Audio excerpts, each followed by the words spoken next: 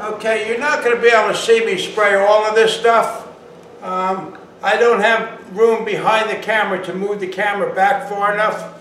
But I have a bench set up over there, and you'll probably see me, you'll be able to see me spray maybe this part here.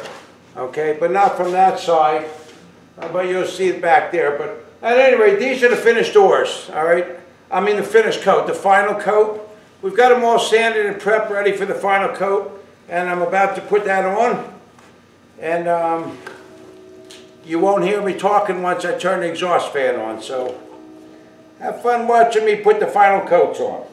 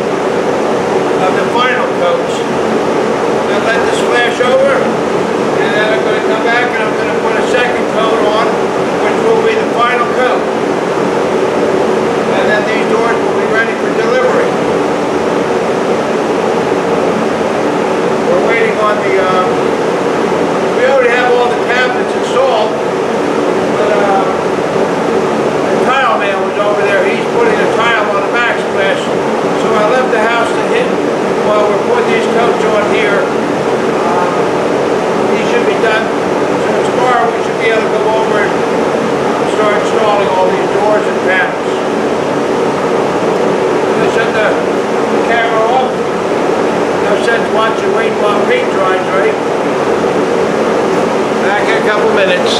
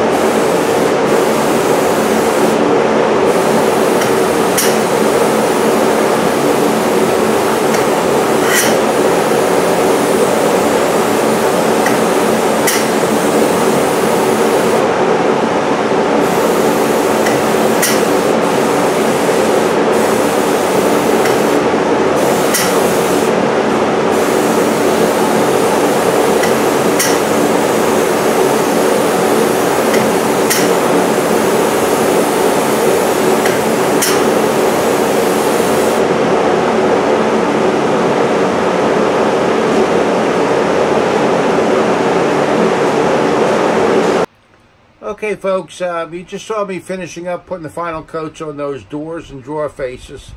So that finishes up this series on prepping your, it doesn't have to be doors, it could be drawers, your cabinets, trim, whatever product you're building or whatever that you're going to put a finish on. My procedure for everything else I do is pretty much the same as what you saw here, what I was doing with these doors and drawer faces, okay? So, yeah, it might be a little easier with doors and drawers because they're smaller. Cabinets might get more involved, and a lot of trim that I'm doing is long lengths and all. But this is pretty much a procedure I use for everything I do. We sand to the best that we can. We put our prime coats on. We sand and prep those, wipe them down, and we put our finish coats on. And I try to be one of the best finish guys in this area, all right? And I'm pretty proud to say that I think I've achieved that, all right? I know all the other shops in the area. I don't want to belittle any of them or put any of them down. They're all craftsmen. A lot of them have been around as long and longer as I have. I might be the oldest guy around. I'm not sure. I'm 68 right now. 69 in November. So you call me Mr. Mike. I'm an old man now, all right? But at any rate, I do take pride in what I do, and my finishes have got me a lot of work, all right? You spend so much time building, planning and laying out and sourcing your woods and your materials and your hardware and everything, and you spend hours, days, weeks, months, or whatever it is to complete a job. And then you get to the finish, and this is as critical or more critical than any other step in building your project, putting those finish coats on, all right? Because, you could build an awesome project and then screw it all up with a crappy finish. By the same token, sometimes you could build something not so great and put a fabulous finish on it and make it look like, something, okay? I don't do that. I try to do the best from step one all the way through to the end, all right? Whether I'm building something, whether I'm spraying it, or whatever you do. And I urge everybody, especially the young kids out there, pay attention to the details, Just like the finish, I was pointing out a lot of steps and the details of what we do with our finishes. You apply that to everything you do, and you'll do okay in life, all right?